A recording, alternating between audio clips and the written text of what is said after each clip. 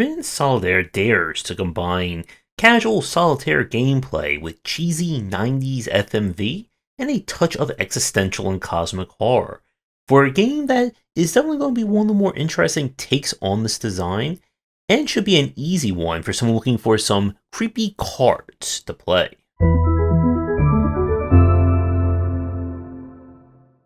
In the game, we discover Forbidden Solitaire in a thrift store somewhere and decide to play it on our computer, not knowing it is ridiculously cursed.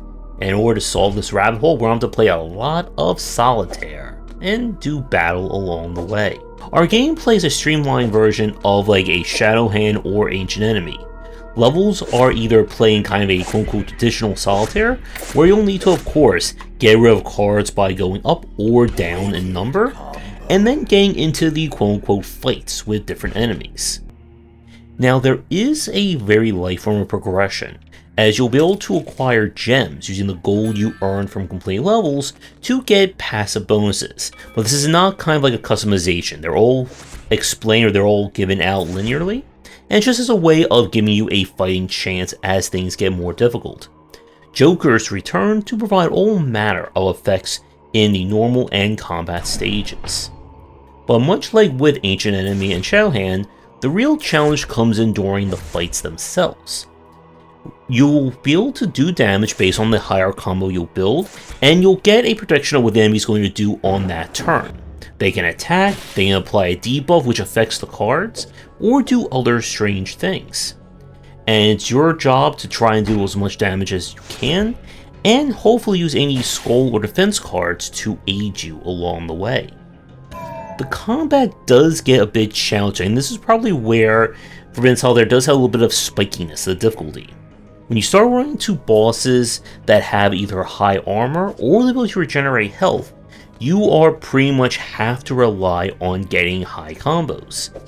But if you're someone like me who has horrible luck, that can prove to be a little bit tricky. And again, this is built off of a solitaire engine, so you're going to be dealing with the randomness of card draws, as well as the randomness of what cards show up on the playing field. Now this is all spliced in with the FMV and kind of stylings of a 90s PC computer game. I was really enjoying kind of the enemy character models that show up. And the game is full of a lot of FMV sequences that dare to ask the tough questions.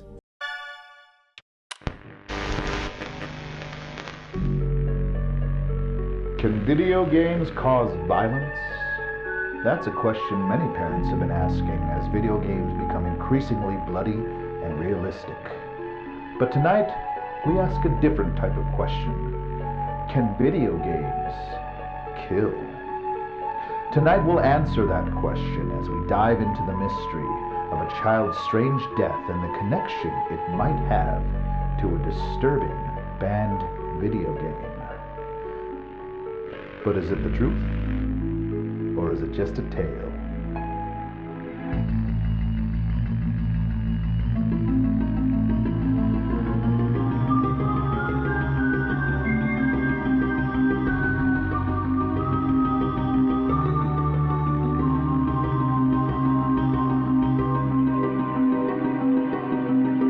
With Forbidden Solitaire, I really do like kind of the advanced elements, especially when you get into the final quarter of the game, and there's a lot of ways that the game kind of mixes the traditional rules and play of Solitaire when you start dealing with the enemy encounters and card effects that force you kind of off your game. The fact that there's a stealth section or stealth levels where you cannot take cards off the board that are being watched is a really nice touch, and it does make me wonder if there is like more to this formula that could be explored. Now I don't know if we're ever going to get the Souls-like of Solitaire in the future, but you never know. In terms of overall length and difficulty, I managed to finish this in kind of like one full night of play. This is not going to be like an overly long game, and once you kind of know how to make use of the jokers and your gems, you can handle pretty much anything that it throws at you. And I enjoyed this. If I had any legitimate problem with it, I wish there's a way to discard jokers, because I ran into cases where I had the Joker in my hand that lets you use mana for health or trade mana for health, and I didn't want it in my hand, but I couldn't get rid of it because I was already at full health, and I couldn't activate the card to remove it.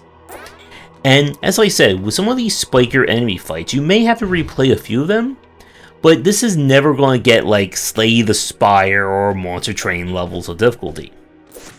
If you absolutely cannot stand Solitaire, I don't think this game is going to turn you into a fan, but it does such a great job with this theme and story that it does help to elevate the standard play of Solitaire. So with that, Forbidden Solitaire was played with a press key. Let's look at your game, and if you do have a game that is cursed by a malevolent deity that you'd like me to take care of, be sure to get in touch. If you did play this one, let me know what you thought of it. And with that, get back to playing some cards and enjoying all that 90s FMV goodness. Thanks for watching, and a special thank you to our Patreon supporters. If you enjoyed the video, do the YouTubing stuff, be sure to visit our Discord and Patreon, and you're interested in more in my thoughts on design, check out my game design books.